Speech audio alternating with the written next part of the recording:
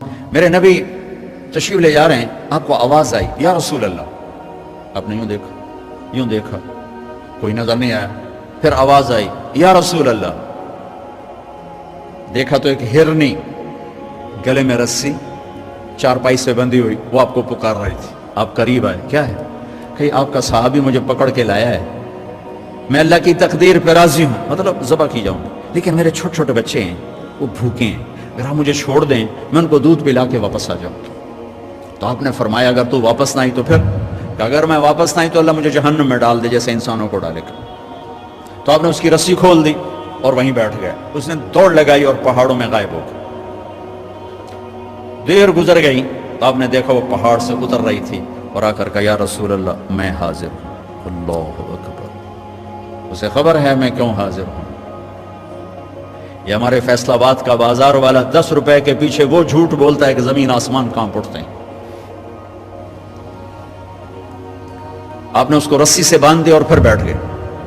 دیر گزری، وہ صحابی ہے جنہوں نے پکڑا تھا شکار کے لیے، وہ دیکھ کے پریشان ہو گئے، یا رسول اللہ آپ کیسے؟ کہا بھائی میرا ایک کام ہے چھوٹا سا۔ کہا کیا؟ کہ یہ ہرنی میں ہدیہ مانگتا ہوں آپ سے۔ کہا یا رسول اللہ ہم تو جان قربان کرنے کے پیچھے پھر رہے ہیں، آپ ہرنی کہتے ہیں؟ کہ بس یہ دے دو، کلے لو۔ تو آپ نے اس کی رسی گردن سے نکالی، کہ الحق باہلک، جو اپنے بچوں کے پاس چلی جا، سچ نجات دیتا ہے، جھوٹ ہلاک کرتا ہے۔ میرے بچوں ایک ہرنی جتنی سچائی سیکھ لو، اپنی زندگی سے جھوٹ نکالو اگر اللہ کو پسند آنا چاہتے ہو۔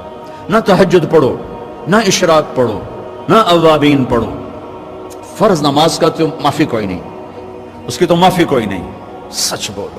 فرض روزے کی معافی کوئی نہیں، مت رکھو تم نفلی روزے، مت کرو تم نفلی حج۔ فرض حج ہے کرو، فرض زکوٰۃ ہے ادا کرو، فرض نماز ہے نہیں چھوڑ سکتے۔ سچ نہ چھوڑو، سچائی نہ چھوڑو۔ جو قوم جھوٹ اور بددیانت کا شکار ہوتی ہے انہیں دنیا کی کوئی طاقت عزت نہیں دے سکتی، چاہے وہ تہجد گزار ہوں اور چاہے وہ دہری ہوں۔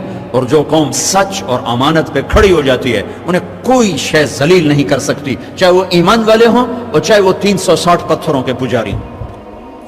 اپنی زندگی سے جھوٹ نکال دو اللہ کے واسطے۔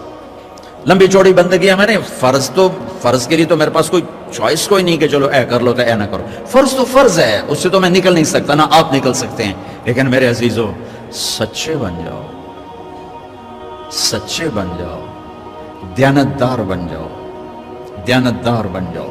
جو وقت یونیورسٹی کا ہے اس میں اگر آپ اپنے کام پہ جا رہے ہیں تو یہ آپ بددیانتی ہے۔ یہ خیانت صرف یہ نہیں کہ تم نے پیسے میں خیانت کی، ٹائم کی خیانت۔